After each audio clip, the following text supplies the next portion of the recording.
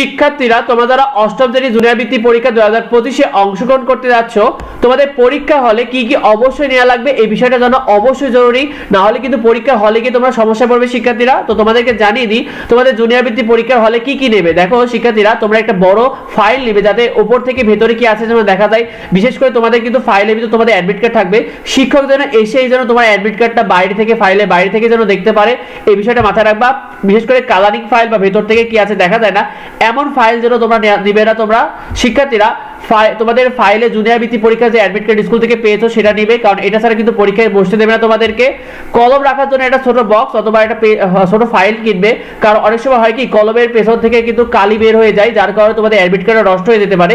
সেক্ষেত্রে তুমি একটা ছোট বক্স অথবা ছোট ফাইল রাখতে পারো, এটা খুব ভালো কাজে দেবে তোমাদেরকে। শিক্ষার্থীরা একদম নতুন কলম দিয়ে ভুলেও লিখবে না, কারণ বোর্ডে যে তোমাদের খাতা দেবে সেটা কিন্তু একটু খসখসে থাকবে। তোমরা নতুন কলম বাসায় একটু দাগিয়ে অথবা একটু লিখে দিয়ে যাবে, তাহলে কিন্তু সেটা পরীক্ষার হলে গিয়ে লিখতে পারবে।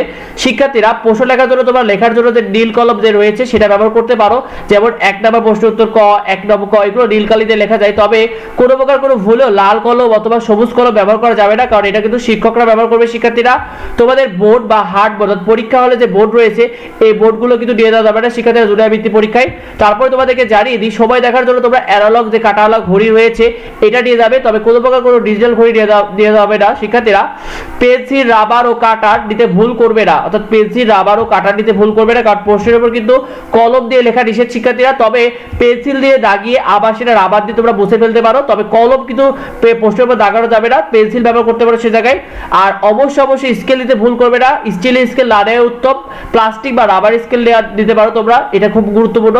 শিক্ষার্থীরা এই বিষয়টি অনেকে জানা যায়, বেশি বেশি করে ভিডিওটা বন্ধুদেরকে শেয়ার করে দাও। আর আমাদের চ্যানেলে প্রতিটি সাবজেক্টের সাজেশন এবং ফ্রি শিটগুলো পেয়ে যাবে, সেগুলো সাবস্ক্রাইব করে রেখো। তোমাদের সবার জন্য অনেক অনেক শুভকামনা রইল।